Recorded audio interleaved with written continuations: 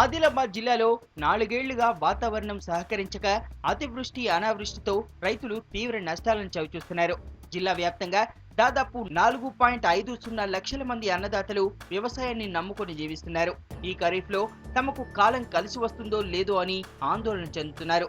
June మొదటి వారంలో నైరుతి రుతుపవనాలు ప్రవేశించి తొలకరి చినుకులు కురిసే అవకాశాలున్నాయంటూ వాతావరణ శాఖ ప్రకటించడంతో రైతులు ఖరీఫ్ పనుల్లో నిమగ్నమయ్యారు.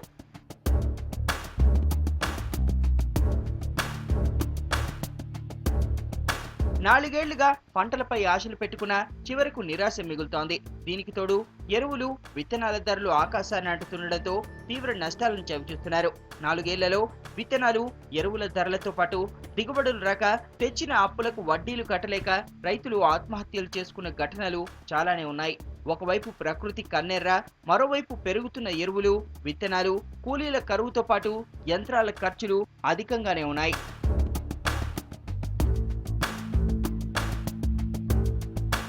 ఇక జిల్లాలో గతేడాదితో పోలిస్తే 2013-14 ఆర్థిక సంవత్సరంలో రుణ లక్ష్యాన్ని భారీగా పెంచారు. గతేడాది 920 కోట్లు ఉన్న రుణ లక్ష్యాన్ని ఈ ఏడాది 1656 కోట్లకు పెంచారు. జిల్లా పాలనాధికారి ప్రత్యేక దృష్టి సారించడంతో నిర్దేశించిన లక్ష్యంలో 86% మేరకు రుణాలను రైతులకిచ్చారు. రుణమాఫీతో సుమారు 800 కోట్ల రుణం మాఫీ అయ్యే అవకాశం ఉంది. జిల్లాలో వర్షాధారంగా ఖరీఫ్లోనే అధిక పంటలు సాగవుతున్నాయి.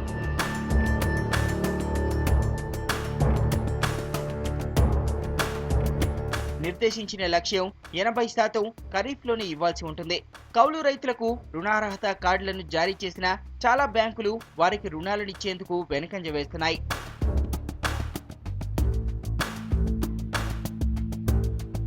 వాస్తవానికి ఖరీఫ్ ప్రారంభానికి ముందే రుణాల పంపిణీ మొదలు కావాలి. అయితే రుణమాఫీకి ప్రభుత్వం ఓకే చెప్పడంతో రైతులు గత ఖరీఫ్లో తీసుకున్న రుణాలను చెల్లించడం లేదు. జిల్లాలో గత ఖరీఫ్లో తీసుకున్న రుణాలకు సంబంధించి ఇప్పటికే 50,000 మంది రైతులు రుణాలను చెల్లించారు.